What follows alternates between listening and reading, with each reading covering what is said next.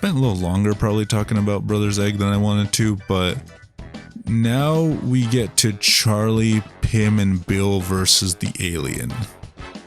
I really do like this episode a lot, but this one is less about the episode and more about what the episode means.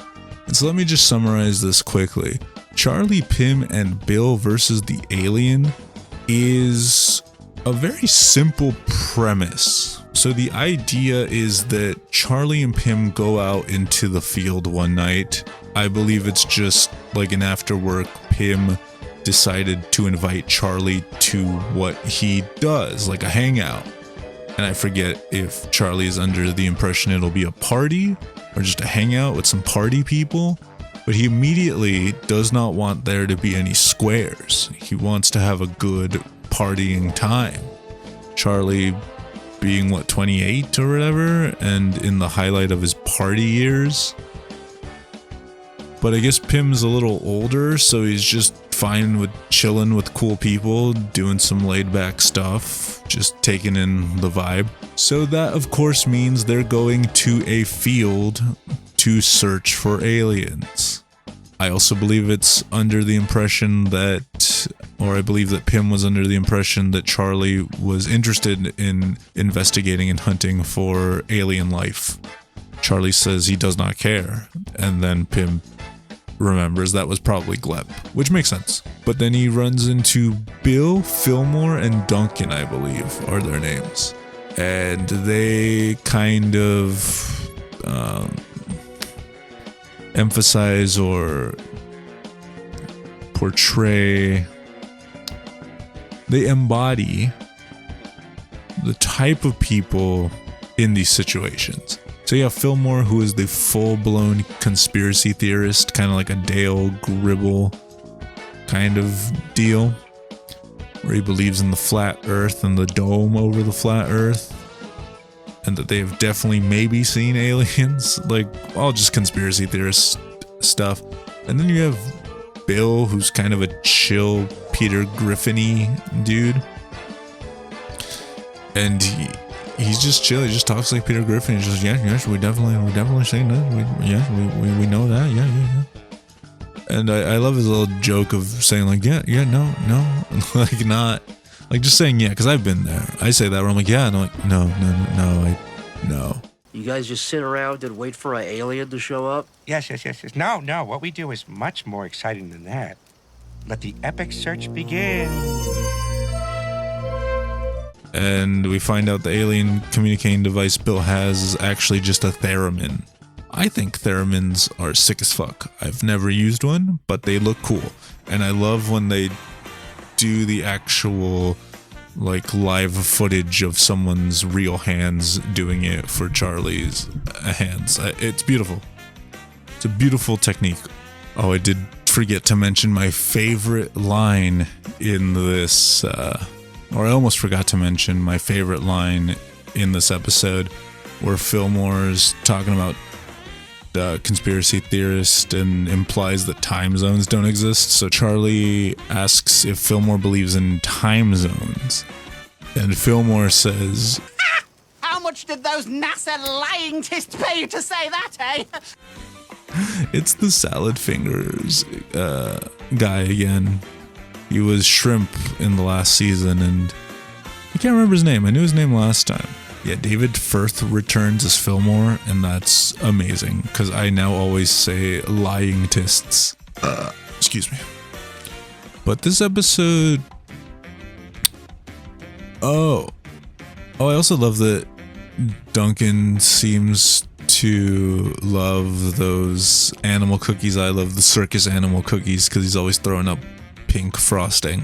I almost forgot to mention that we learn that Charlie knows how to play the theremin because his uncle played one in his band. The Red Gapers.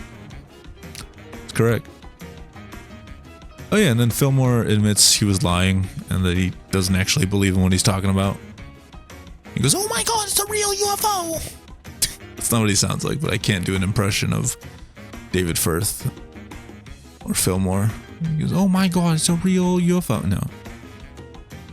And then Charlie and Pim are abducted along with Bill into a UFO, and the aliens start eating Bill's ribs like ribs.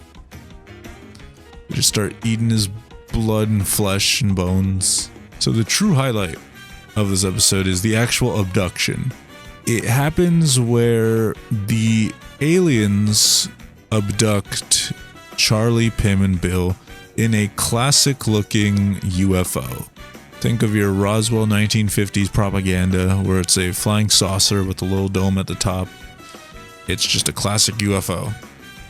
But then, once the aliens are consuming Bill's innards, something happens and they realize that their ship has been abducted by a greater ship. So this episode keeps doing that ploy of like the Inception thing where UFOs just come and abduct smaller other UFOs, and I think it's really funny. I really love that joke. But the main highlight that I still haven't gotten to yet are the actual aliens, because they're voiced again by Mike Stacklaza and someone else. I definitely need to look those names up. That's like Black Mirror shit, dude. This is an LED I got off of Alibaba. Alibaba. But Mike Stacklaza back again as one of the lead aliens. He might be the lead alien. But what I love about this episode is that the aliens represent peer pressure. And this episode is about party culture and specifically peer pressure. And I love what it has to say about that, because I've never seen peer pressure portrayed this way, or this well, I'll say, because I hate the way it's portrayed in TV. And I'll talk about that once we get a little more into the episode. Oh yeah, when they introduce the alien for the first time, because it's a scary, claymated looking, again, probably Blender model. And the music's unsettling, the model's unsettling. They set it up to be the scariest thing. Charlie even prays his Catholic prayers. But then he says something funny, so then the mood shifts to, oh, this is just funny now. And they smoke some wild shit that is also 3D claymated looking. And the claymation kind of feels to be implied that means they're on drugs, because Pim comes out of his drug intoxication. Like when he's in it, he's claymated, and then he says it's wearing off. He goes back to his 2D model. So I like that, if that is an indication of who's high and who's not, or if they're just so high they're constantly high and that's why they look like that regardless, or who knows, they just always look like that. They might also just always be high, who knows. But I like that little indication. And the party montage is sick. It's so fast animated, so yeah, it just moves fast, it moves smooth, it has some psychedelic visuals. It sometimes moves at the frames of YouTube poop, and then sometimes it's just a cool looking thing. Pim also injects black goop into his arm, or black goo. Yeah, he injected black goo into his arm. Okay, now we're getting to the part I want to talk about, because after they party, they say they want to go home, and the whole party stops, and the two big aliens look at them and say, hold on. You're not squares, are you? Or they say that first and then the whole party stops. Okay, wait. I'm telling this out of order, my bad. They get there, make up a fake name of an alien, and say they're gonna dip out because that alien's not there. That's what causes the party to stop, and the aliens ask if they're squares. I'm like, yeah, if they're... I don't know, it's the narc test, so that you make sure they're cool and that they can party with them. And then after they do all the partying, they say not yet, because they just want to go home. They're the rides home, or supposedly, these aliens are the only chance of Charlie and Pim getting home. So in a way, their lives are in their hands. So if they suspect them of anything or they want to throw them out, their lives are in danger.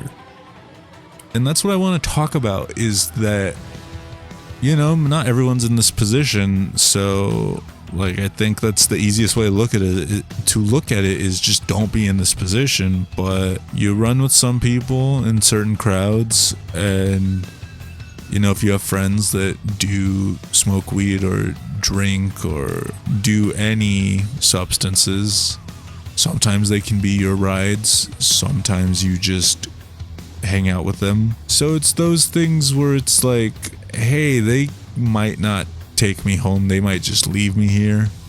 They could do something fucked up and turn, pull a switchblade on you or something, who knows? It's one of those things where you just don't know what's going to happen next, so sometimes you have to kind of just go with it, regardless if everyone says no, just say no. Like, in situations where no one is in charge of you or how you get home or something like that, then fully understandable. The way that like sitcoms present it, where it's like, just say no, don't drink at the dance or don't smoke cigarettes at the dance. Like, yeah, that's different. Like, you can just go home. Like especially if the school's like a block from your house, just like don't do it. But when it's a situation like this where you are in a spaceship and your only hope are the two guys interrogating you to do drugs, I don't know what your other option is. And that's the thing, they behave just like people you may know in your life, where they say, we're not done, we're gonna do this one thing, and it's a prank where they tell Pim and Charlie they have to blow up a planet full of life, or they're gonna be put in a torture device. And they do it, and surprise, surprise, no life was on that planet. It was a prank, and the torture device is not actually a torture device. It is just an LED light they got off Alibaba. And that joke is hilarious.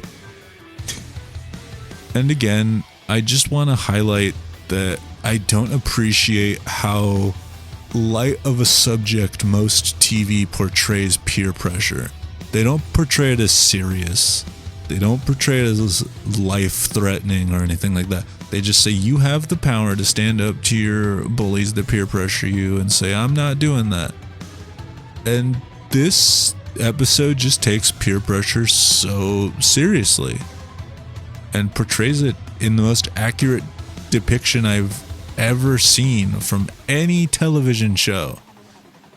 So I don't want to hear anyone knock on animated shows being just for children or just being crass adult humor, when this episode might be some of its best writing. Like, in a sense of its messaging. I think obviously Brother's Egg as an episode is a well-written episode, but this episode is just an average episode with what I think is one of the best messagings that this show has ever had, or that any show has probably ever had.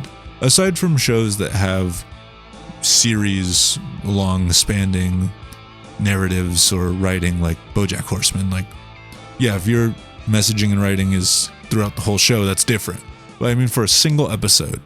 And yeah, this is the part where they confess that they lied, and then Charlie gets mad and threatens to fight them, accidentally hits Pim in the face, and then the cops come and try to abduct the bigger ship. So now we got a ship that got abducted by another ship, and now the big ship is getting abducted by the police ship. And then everyone scatters like a house party. They all duck out, try to run away from the cops. And then we get to the big reveal of the episode. They get home. They get back to Earth, see the Earth from space, and just, I don't know. I don't know what to tell you. The Earth is flat. The Earth is flat. The Earth is flat with a dome around it. The big dome. And I think this episode, because of that, has my favorite ending of any episode, because it's just a minute monologue or a minute dialogue of back and forth of the Earth's not flat, the Earth's not flat. Also, the Earth is flat, according to this show. We're looking at it, dude. The Earth is flat. The Earth. I'm just looking. I don't know. The Earth is flat. The Earth Charlie, is the flat. Earth can't actually be flat, right? There's the glass dome too, dude. Oh my god, dude. Oh my.